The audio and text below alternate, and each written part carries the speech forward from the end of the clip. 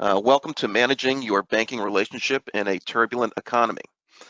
My name is Tom Reck. I'm a partner in the Forensic and Valuation Services niche at Withum. I've got over 20 years experience in various capacities, both in valuation and forensic aspects. I am joined today by Kelly Curtin.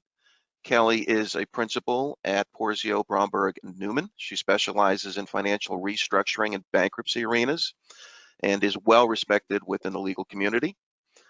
Also joining us today is Tim Doyle.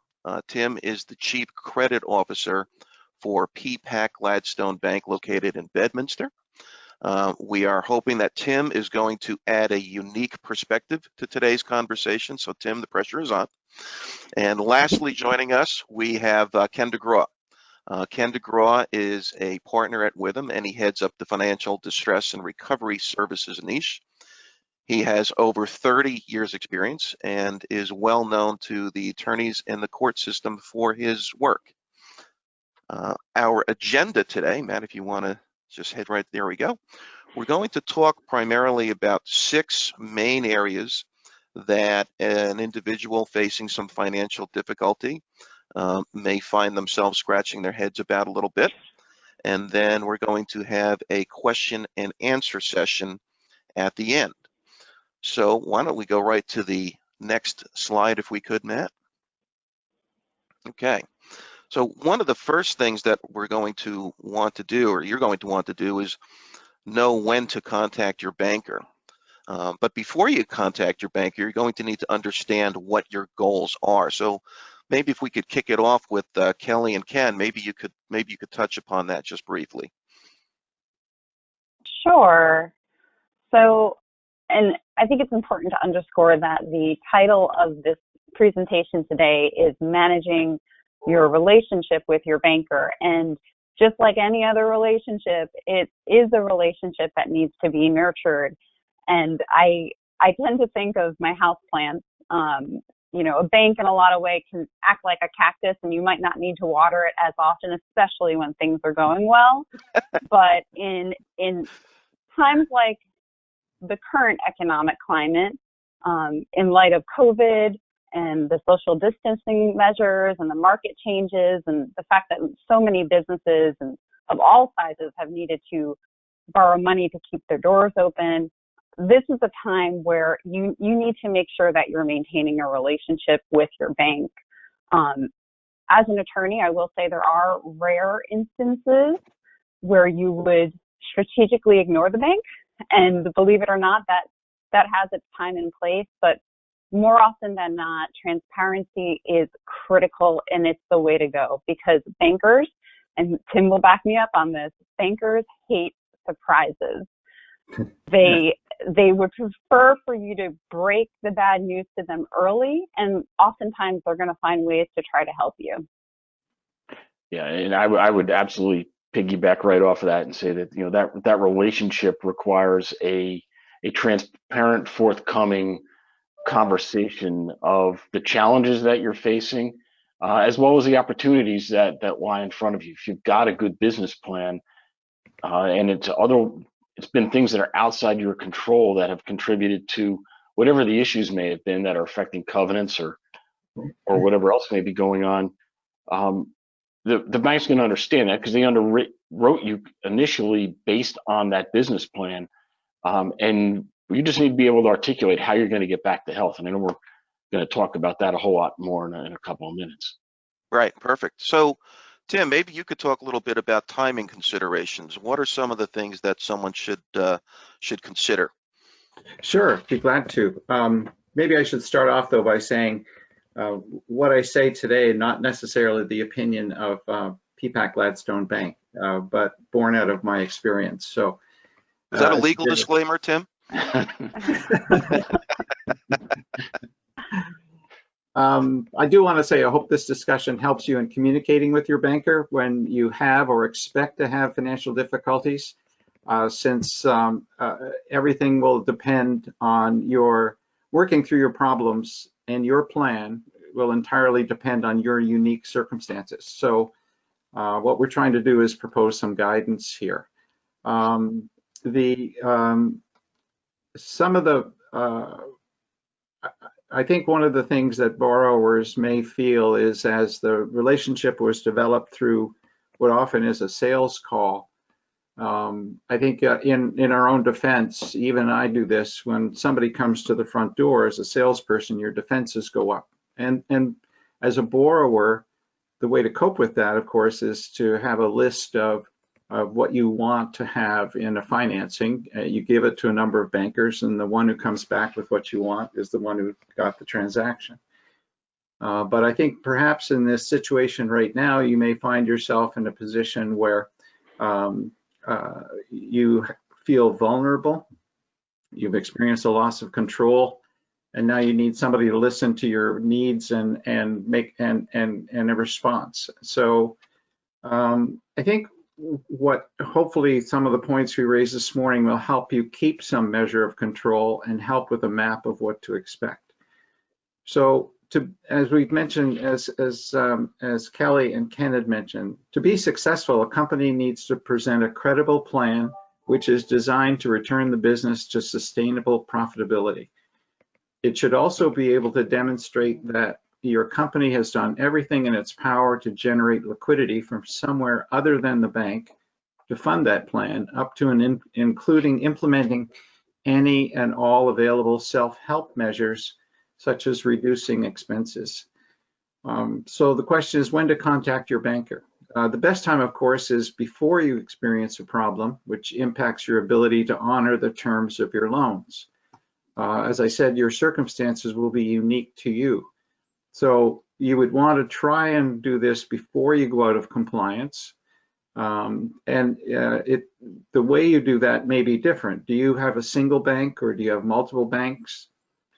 Consider whether you have regular contact with your bank, or do you not know who's responsible for your account? So it's really important to have a clear line of communication. What are the current relations with your bank? Often when you see a problem on the horizon, perhaps you have a pending covenant default somewhere in the future, and you're not sure what to do, that's when you really should pick up the phone and have a discussion with your banker. I know we're going to get into this in more detail, but I think it's really important to understand whether or not you will need, assistance from an accountant or an attorney with respect to dealing with this. And on this point, I'll say I think too many business owners don't want to admit that they need outside professional help, and they wait too long. So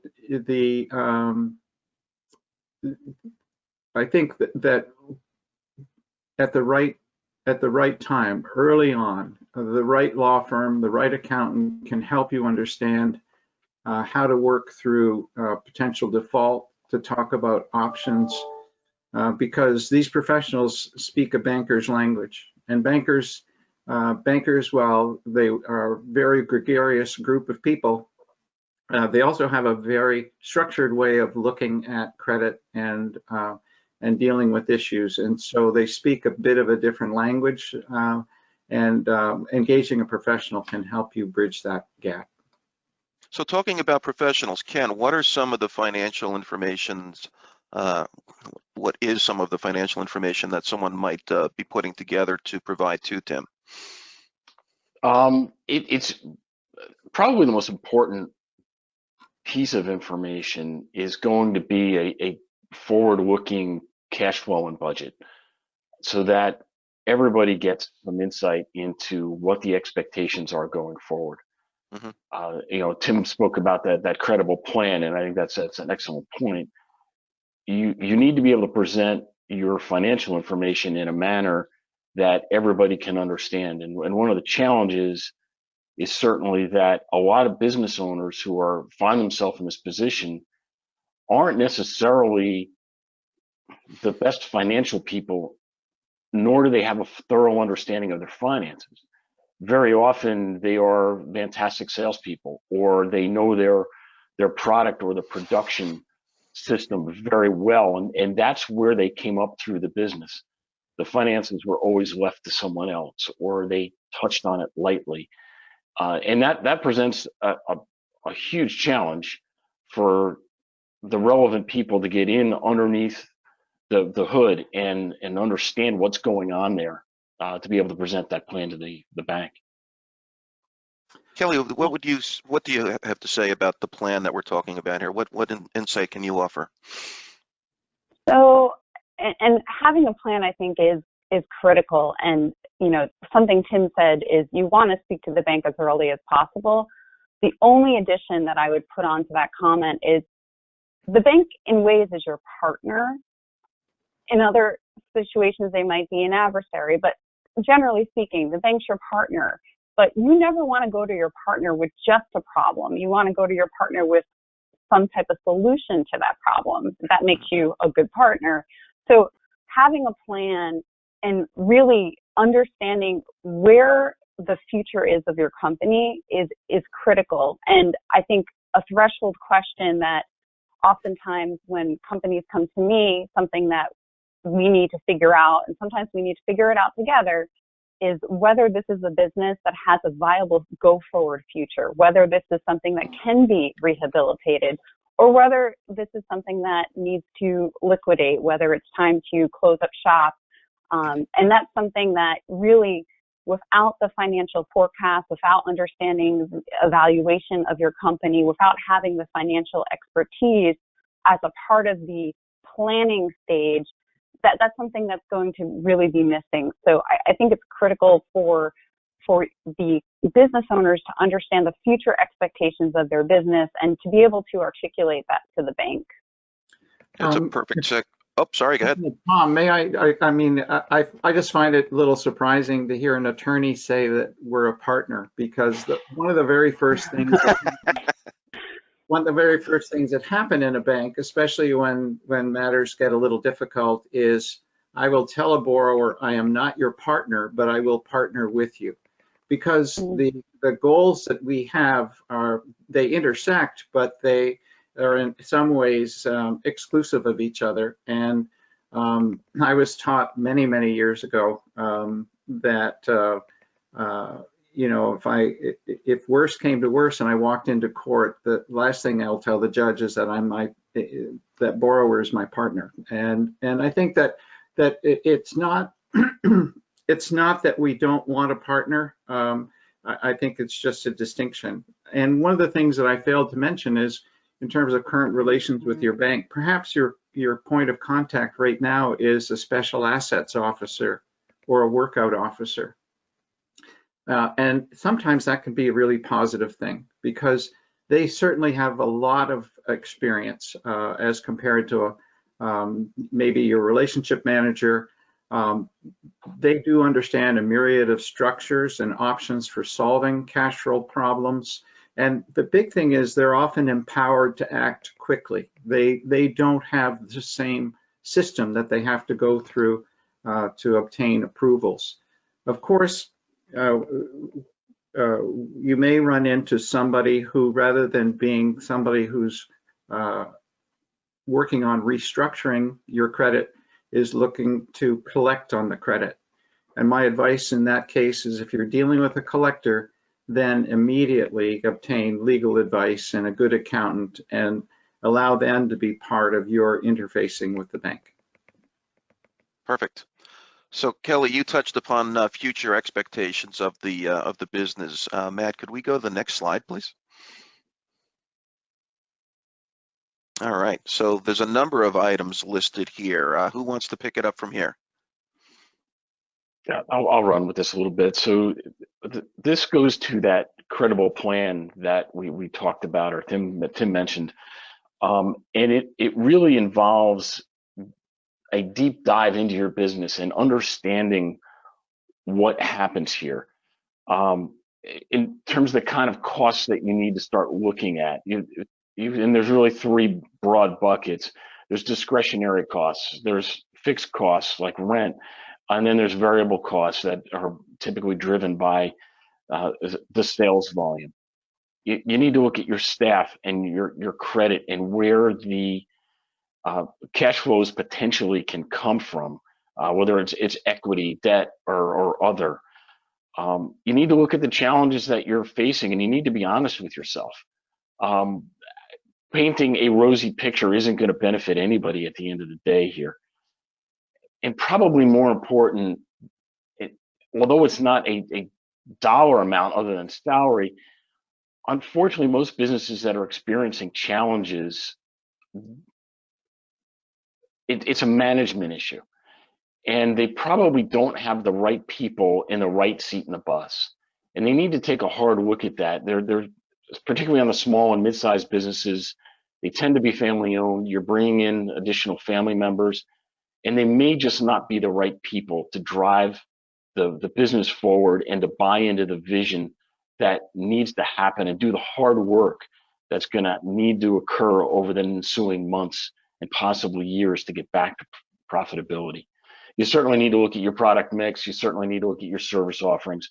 Where are you making money? Who's contributing the most to the gross margin of the business? That all needs to happen by looking at the finances and having solid financial people there to help you out. You may also need to start looking at, perhaps you've got significant inventory built up over time that may or may not be, the latest and greatest thing and be very hot right now, but there are markets for some of this stale and old inventory. And it may be the right time to talk to an auctioneer who might be able to do you some good and drive some cash flow through getting rid of some of that old inventory. Perhaps a factor on receivables, although that starts getting a little dicey because now you're dealing with a different kind of lender and you may need to coordinate the bank with that one. There may be non-productive assets or non-productive real estate that you've got across the country that you need to look at the leases and those opportunities that maybe it's time to cut them loose and to move forward. And I'll kind of piggyback to the last bullet here and kind of let everybody else chime in. But that's as you're building this plan, you need to give, to Kelly's point, you need to give the bank a reason to continue to partner with you to achieve the goals that the business has and that the bank has. They want to get paid on their loan, and you want to continue your business going forward. And there is that intersection Tim mentioned, and you need to provide that answer. The bank is not going to give you that answer.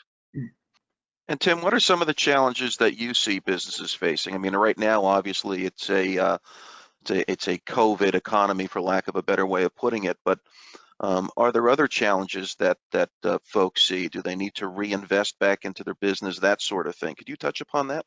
Sure.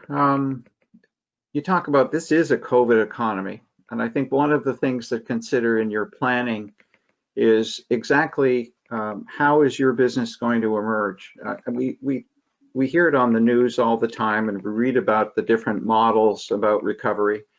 Peapack we look at what they call a U-shaped recovery, which actually looks like a J on its side, because it means that we had a big decline and we have a long, gentle slope to recovery in our expectation of how all of our clients are going to be able to cope with returning to profitability. So you have to consider that within your plan and in your discussion with your bank as to exactly, at what stages do you see your business developing? Because that'll dictate the kind of resources and assistance I think the bank can bring to bear. As Ken pointed out, bankers, we tend to look at things. We'll start with the basics. What are your largest expenses? That's usually a good place to start. Is there some way to address these? We talked a little about inventory management, but I think that you will look at the work in process versus finished goods, how your order rates change, so the balance might be wrong. In terms of personnel, how many do you have on W-2s versus 1099s? What kind of flexibility do you have with those expenses? Ken touched on the physical assets, premises and whatnot. Let's take a look at your financing. Does the financing you have in place match appropriately the life of the assets being financed, or there are opportunities there to extend or either additional capital or extend the life of those loans. I made a note here to mention insurance. A lot of companies make the mistake of ending their insurance coverage, thinking that that's a discretionary expense. I would invite you to think very carefully about that. Insurance is, of course, it's absolutely necessary in terms of the operation of a business for the most part, but I think I have seen some businesses that, for example, failed to keep up fire insurance coverage because they didn't believe that that was a necessary expense, and only to find out later that it was something they regretted. We talked a little bit about the reasons for a banker to stick with you. Well, you know what? A bank wants you to be successful. I got into banking because I like working with people, and bankers generally want to work with you and see that you're successful. COVID absolutely is not a reflection of your poor planning or poor execution. This is something that we all face together. So I think that, you know, it helps when you're talking to your banker. One thing I would recommend you do is go back over your loan agreements, understand what your agreement says. You know, an agreement is supposed to be a living document. It was put into place at a time when the set of circumstances were understood to be, you know, just this way. And whether we're dealing with COVID or whether you're dealing with, you know, some future challenge to your business that you want to talk to a banker about, the fact of the matter is the document is supposed to live and breathe and reflect in the way it's financing how you see your business unfolding, where your needs are, what your investment requirements are. You know, you may find yourself now in COVID saying that, wow, my technology is so old, I can't compete effectively because, you know, my competition is taking my market. So those are the kinds of things that you should be talking about to your banker. I think the other points I was going to bring up, we've already talked about. Basically, you know, banks have a terribly formulaic view of numbers, and we need to be educated as to the unique qualities of your business, and that's why the lines of communication are so important. Because each business, even though in an industry that we understand, each business would be unique in its own way, and we need to understand those unique qualities. Thanks, Tim. Kelly, would you be able to touch upon maybe the sale of assets and/or the business itself? So with respect to a sale of assets and/or the business, I mean, this kind of goes to an exit strategy. This might be a business owner who's looking to retire or decided that COVID is the perfect time to close up shop. It could also be something that's necessary to generate cash. I mean, Ken mentioned selling off inventory. There might be other business assets that could be sold to generate some cash, or even refinance to generate some cash. Selling is something the bank might also want you to do. And I do recommend in most instances the use of some type of intermediary, whether it's a business broker or an investment banker.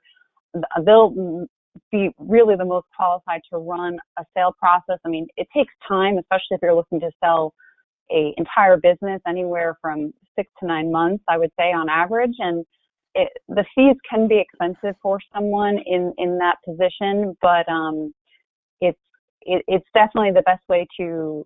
They'll have the deepest resources. They'll be most familiar with how to structure a deal, whether it's bringing some partners in or what have you. And I definitely think that that's something businesses should consider, especially if they're evaluating whether a sale is appropriate or if the bank is pushing them to do that to generate some funds. Okay, great. Matt, could you go to the next slide, please?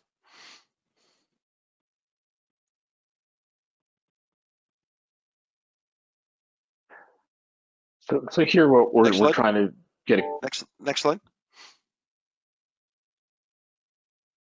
Next slide.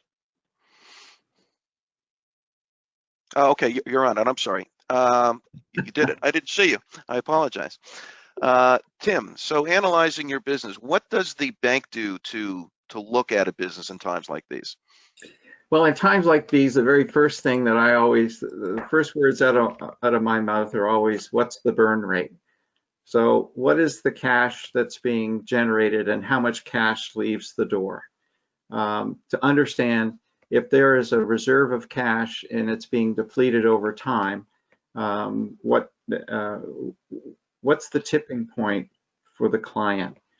I think when we want to sit down and have a heart-to-heart about that, I think that a lot of in this particular period of time, and COVID especially, so if you were a consumer-driven business, your cash flows were dramatically reduced, and in fact are probably still a fraction of what they were in February or January of this year. What we want to do is to have an understanding of where your cash is being generated from. What are the, as we talked about in the other slides, what are your financial responsibilities and where is the money going, and take a look and see how much flexibility there is. Normally, we will absolutely go through, as this list suggests, we'll talk about the assets and liabilities. So in terms of in terms of assets, we'll take a look at inventories and receivables. We'll look at the our receivables being collected in a timely manner. Do you have a lot of dated receivables? If you have a lot of dated receivables without dated terms, maybe it suggests that they're ultimately not going to be collected. And as a banker, I tend to look at that as I'll deduct that amount from the equity when I look and see how much equity there is in the business, because we're trying to understand the intrinsic value of the business at that point in time. And liabilities, we want to very briefly just, what are the short-term liabilities? What are the ones that are hanging over your head right away? What are the long-term liabilities? Which are the liabilities that have some flexibility that you can actually perhaps negotiate better terms, such as on your payables or with your suppliers or getting lines with suppliers? We'll take a look at the competition, and this goes to understanding, your unique business and how it fits within a market. What do you bring to the table that would attract traffic to you versus somewhere else? What do you need to do to meet that competition? And does your plan need to contemplate investment in order to help you achieve that? We talk about this. I realize when I look at this list, it looks a little odd, I guess, when you try and go down it, but regulatory barriers are actually a challenge for you as a borrower in a way. Banks are highly regulated organizations, and they have many ways of giving you options for solving your problems, and I think we'll touch on those in a little while. But being a regulated entity, they also are very concerned about what their limitations are under current bank regulations, how a decision that they make with you as a borrower might be treated by a regulator, or from the accounting side. There are some requirements that if we decide to perhaps give you take your loan and split it into a performing section and a non-performing section. There's some regulatory requirements that suggest that we have to charge off that non-performing section, which becomes an unappetizing choice for a bank. We naturally look to personal guarantees. So we want to understand what your personal situation is and how much you have invested in the business. Do you have any other financial flexibility?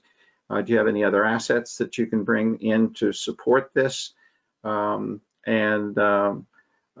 course, then we'll look to the extent that you're operating in a business that has other legal or governance concerns that we would certainly investigate those. Very good. Kelly, is there anything you'd like to add to this? Sure. So I think the collateral value is a critical piece here. It's probably the most important piece to really understanding what type of leverage you have with the bank. And this goes to something Tim said early on. You want to dust off your original agreements. You want to read the security agreements. You want to read any guarantees that were signed. You're going to want to investigate whether the bank took the steps that it's supposed to take in order to perfect their liens. Were UCCs filed? Did they lapse? And believe it or not, that does happen on occasion. So understanding really what the bank's collateral package is, really what the bank is going to get if you liquidate, for example, what rights they have is so important to strategizing and having that conversation with the bank and understanding really what leverage you have. I will say that right now with COVID, valuation is totally uncertain. It's a very unstable time. Things that were worth a lot of money a year ago, not so much now. But it might be worth a lot in a few weeks, a few months when we get a vaccine. It's a very complex time. It's very difficult to navigate. Even professionals are struggling with that. And I think that, again, it's such an important piece. And I'll say this, and we're going to get to bankruptcy a little bit later, but in a Chapter 11 bankruptcy case, something that happens is the bank's secured claim is bifurcated to a secured portion, which is limited to the value of its collateral, and an unsecured portion, which often receives pennies on the dollar. So it's just understanding the value is a real important piece that I think you really need to analyze. And what I'll also say with respect to legal issues and governance, you need to understand what authorizations are required for you to take any action, whether it's selling your company, bringing in some new equity, filing some type of court proceeding. What authorizations are required under the operating agreement or the bylaws of the company in order to take those actions. And then something else that I think business owners aren't necessarily aware of, but directors and officers of a company do owe a fiduciary duty to creditors once they are in the zone of insolvency. So if your company's assets do not exceed the value of its liabilities, if the company is unable to pay its debts as they become due, if they're somehow in the zone of insolvency, which by itself is a little bit ambiguous, there's a fiduciary obligation to creditors. So, that's something you need to take seriously and make sure that you're acting in the best interest of the company. And sometimes that's not in the best interest of your own individual interests. And if you have a personal guarantee, there could be a conflict of interest as well there. So these are just things that broadly need to be considered, and legal issues that, I would certainly recommend you get legal advice on.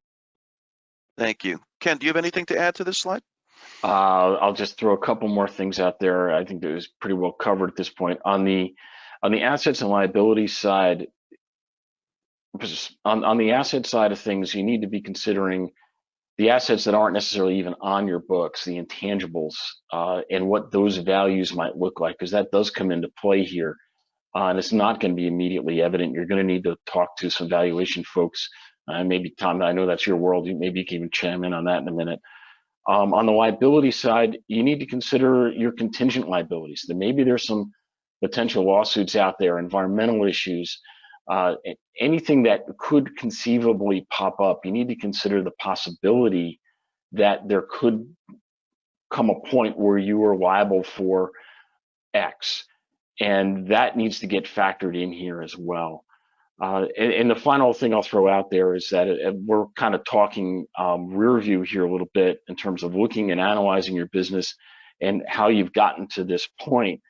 But at the end of the day, there needs to be a forward-looking analysis, and that's going to require you to take all of this information that you've pulled together now and to build that plan to go forward so you can tell the story about how you're going to get from where you are to where you need to go.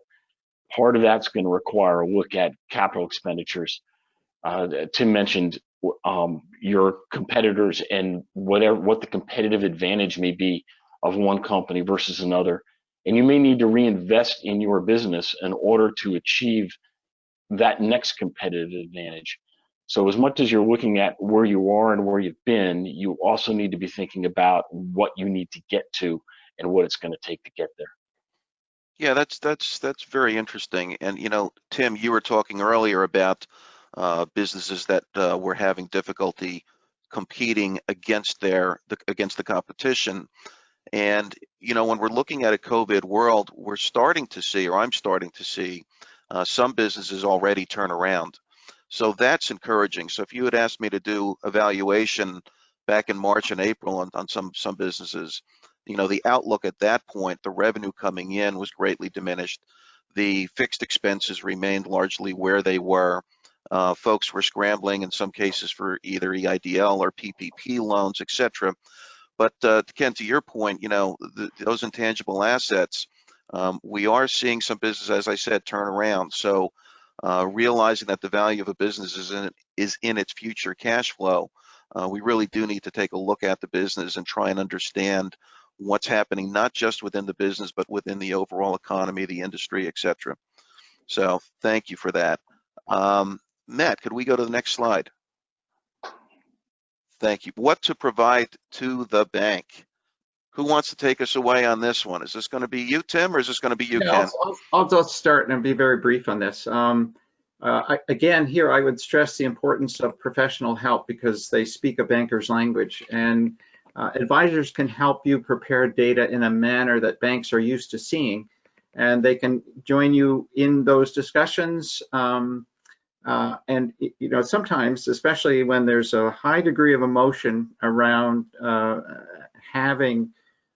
finding yourself in a position where you have a problem, it's even better to have a third party as part of those discussions so that you can validate what it was actually said and agreed to. But bankers, we all have a voracious appetite for figures. So my suggestion is that you consider preparing a cash budget, not just the regular budget that we're used to seeing, but one that deals with cash on a week-over-week basis. Bankers actually love to get 16-week cash flows, and when I mention that to a borrower, they get pale. So, realistically, a cash forecast on a monthly basis can go a long way to helping a banker understand what your challenges are. And you should also then take a look at your product line profitability and those margins. And I'll leave it there and ask my colleagues to chime in. Sure. So I think that's a great start, and then the rolling cash flow is absolutely it's a classic turnaround tool as well. We typically look at 13 weeks. 16 is just as useful. The important point is that each week it's budget to actual, and you're going to tack on a new week so that it continues to roll forward. The other piece of that is that as you're building that cash flow budget that Tim referenced, it needs to be stress tested. So inevitably, a budget or a forecast is at that moment in time is probably valuable. As Patton once said, no plan survives contact with the enemy. In this case, that means your future cash flow is not going to fall in line nicely with your budget.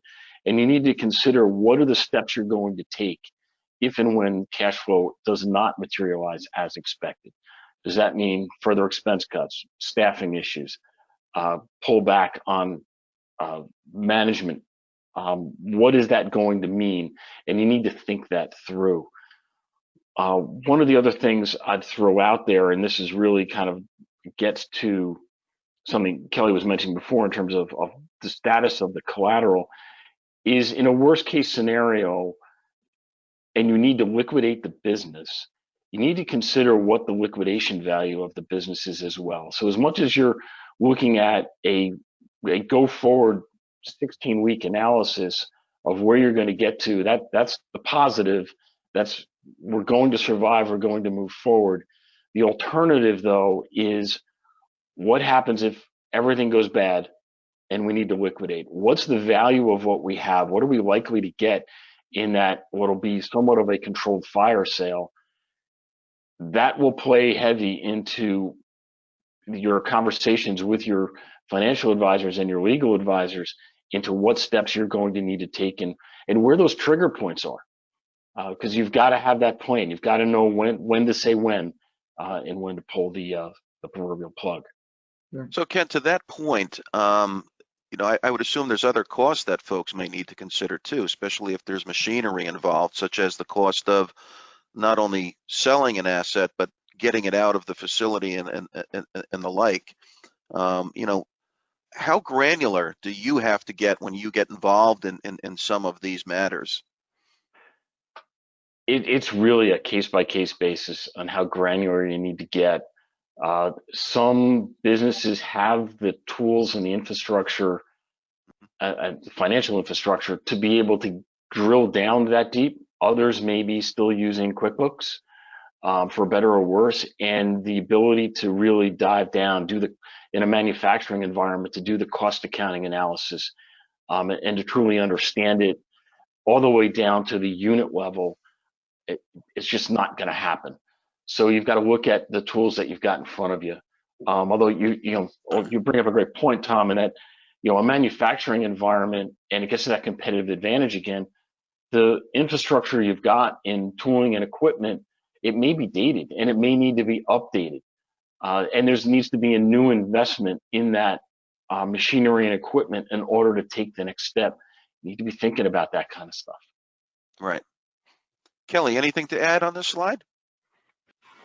I'll just add that, to echo what both Tim and Ken said, I think the two most important things from the attorney's perspective is the cash flow, showing those expenditures on a line-by-line basis, where your money is flowing, and then having not only the projections going forward, but also the actual to see how the company is performing pursuant to the expectations. That is so critical. We use it, the bank wants to see it because they want to know how the company is being operated, but also we use it at every step and turn in informal proceedings as well. It's one of the first things that you need to prepare and file with a bankruptcy court when you're looking to continue operating and using your cash in a bankruptcy proceeding. So that is critical. And then evaluation, again, even though it's very difficult and complex at this time, I think having at least a basic understanding of what the liquidation value is, what a going concern value is, you need to at least have a basic understanding of that. And I think those two things are going to be critical. And those are two things that you want to prepare with professional advice and share with your bank. Thank you. Matt, could we go to the next slide, please? Here's the biggie. Is collective problem solving feasible? Who wants to take this one? I'll start.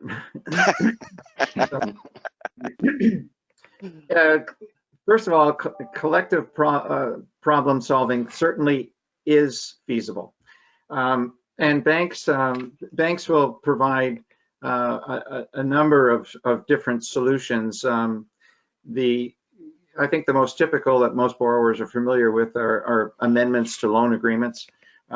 In situations like we find in COVID, a number of people would have obtained perhaps a deferral on loan interest and or principal or both for some period of time. And I will say that there is a regulatory support for doing that for part of this year. I will say that that kind of support may be still available from your bank as we move into the fall, but there are challenges to providing additional support, and they may be looking for a quid pro quo for an additional deferral, for example. And then we talked about full or partial guarantees or some other collateral. But you can get a temporary or permanent reduction of interest. We can get the interest rates changed, deferral of payments, extending maturity dates, temporary reductions of payments, reamortization of loan payments, changes in covenants, suspension of covenants. Maybe the bank would be willing to look at additional liquidity lines of credit. They may in turn then ask whether or not you have additional collateral or something to offer. You know, I will say too, and then Ken brought up something I hadn't thought about was you have assets which don't appear on the balance sheet. These might be trademarks as a value, for example. Very difficult in this environment to be able to give you any credit for that kind of asset. It's good to understand because it means that the business, it's supporting a business itself and a business valuation, which will be important to a banker, but just understand that some off-balance sheet assets really in terms of solving for your immediate problem might not necessarily play a role.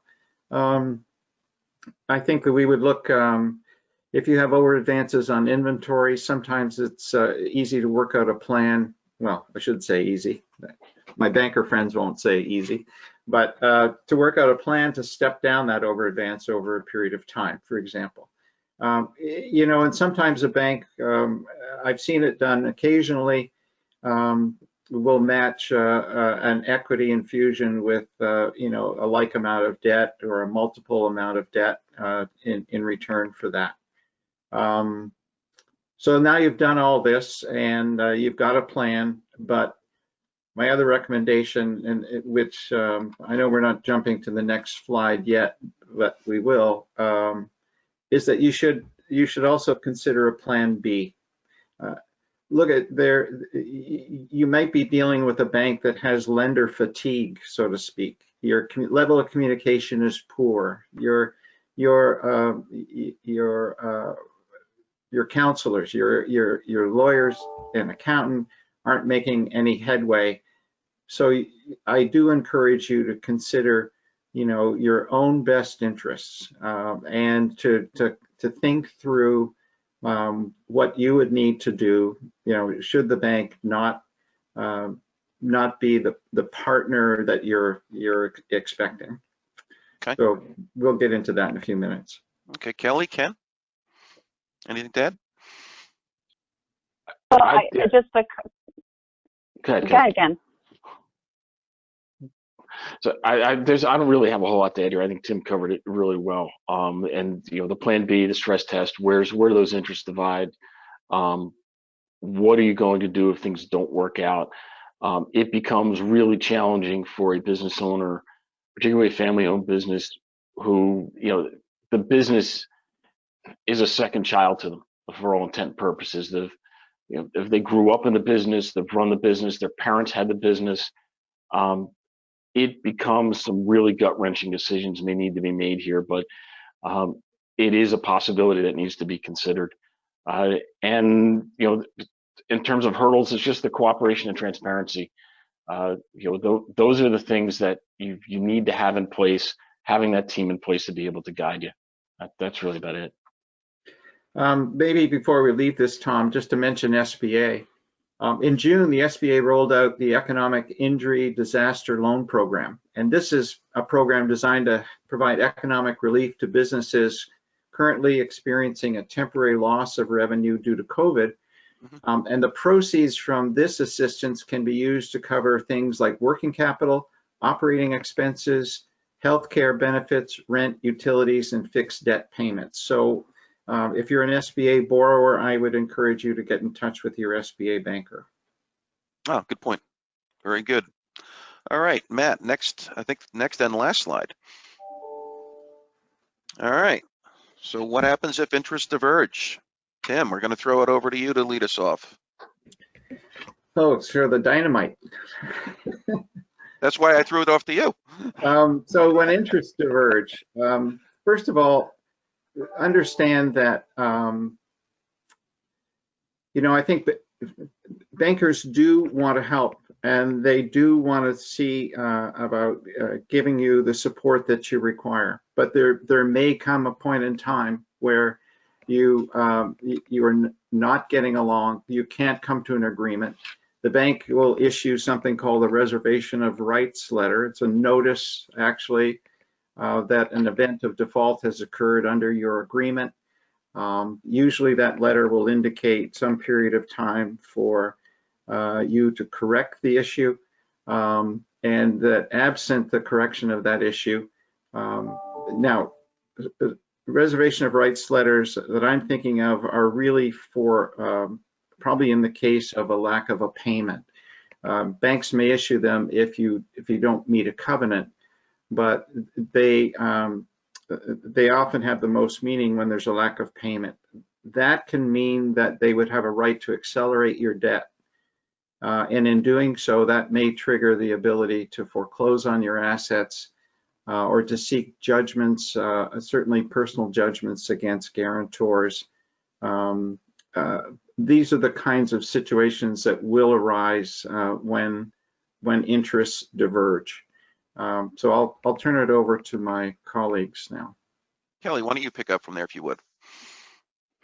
Sure. So, I mean, keep it short and simple. Litigation happens when interests diverge, and sometimes it's going to be the bank who's going to sue first. As Tim mentioned, they could be looking to foreclose, seek judgments against guarantors, and sometimes the business owner may decide to commence some type of proceeding in order to anticipate the actions from the bank and prevent the bank from taking those actions. So, you know, litigation is the end result if you can't come to a resolution. Obviously, in almost every instance, an out-of-court workout is the ultimate goal. You don't want to go to court if you can avoid it, but you got to have a plan B if that doesn't work. And sometimes the threat of a formal court proceeding can help the process with the bank. At the very least, you do need to understand what your options are in order to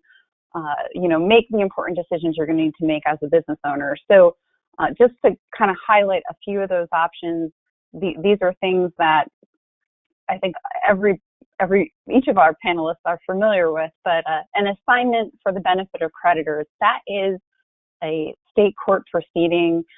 It's a creature of state law, and it often offers more flexibility than a bankruptcy proceeding. And this is generally because the statutes associated with this proceeding are very old. And there's really not a lot of case law interpreting or construing those statutes, so there is a lot of flexibility. In an assignment, the assignee is actually chosen by the debtor company, and what the assignee is supposed to do is liquidate the assets for the benefit of creditors. Unlike a bankruptcy proceeding, there is no automatic stay, which will prevent collection activity, so that's something to consider.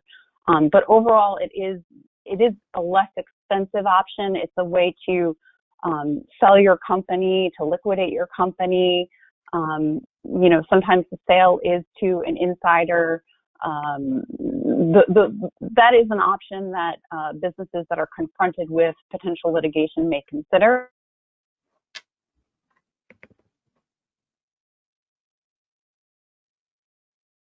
Lost you, Kelly. So, well, let me see if I can backfill at least on the bankruptcy side here. So there. Can you guys hear me?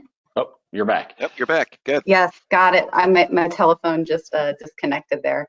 Sorry about that. Aside from an ABC, there's a receivership that's authorized under certain circumstances. That's typically something where the bank may look to have that imposed. In addition, UCC sale.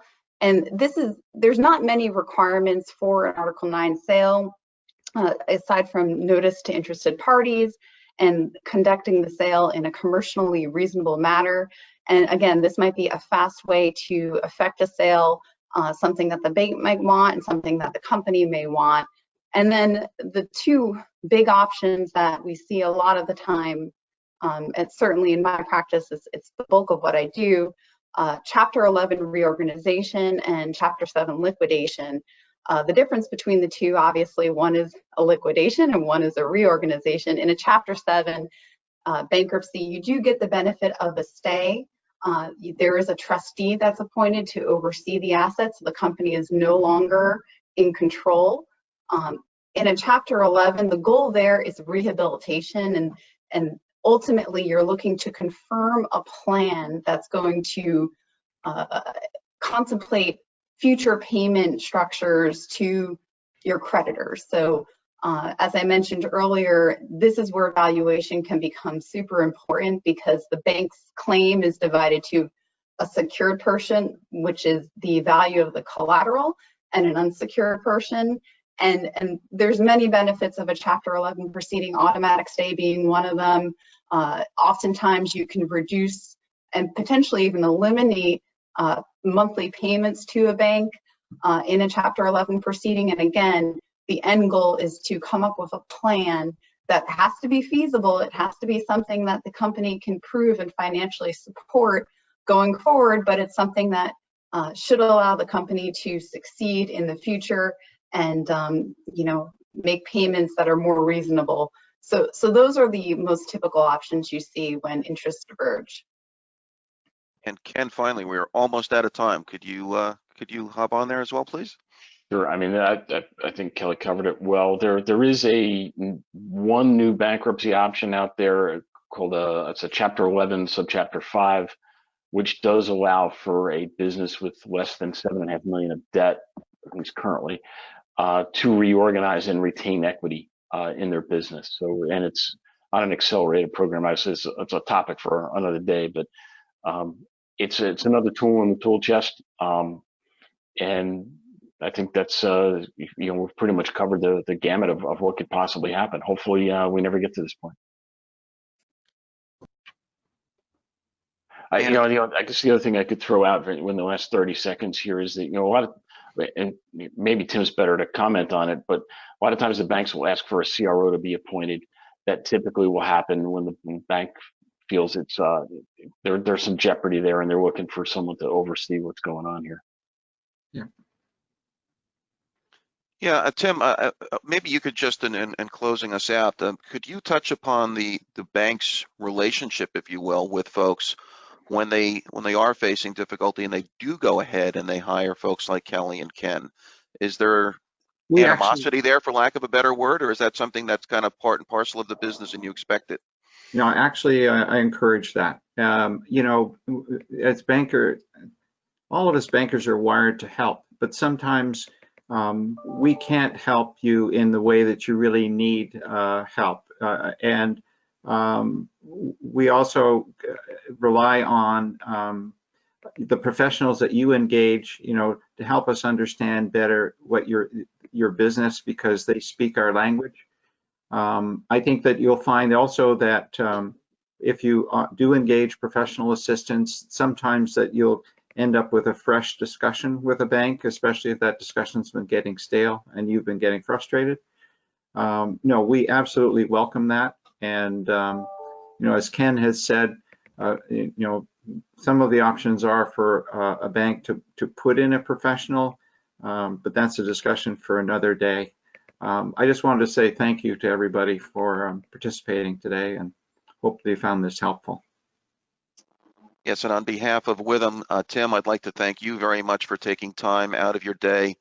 Kelly, thank you. I know you folks are quite busy with everything that's going on. I really do appreciate you being part of the panel today.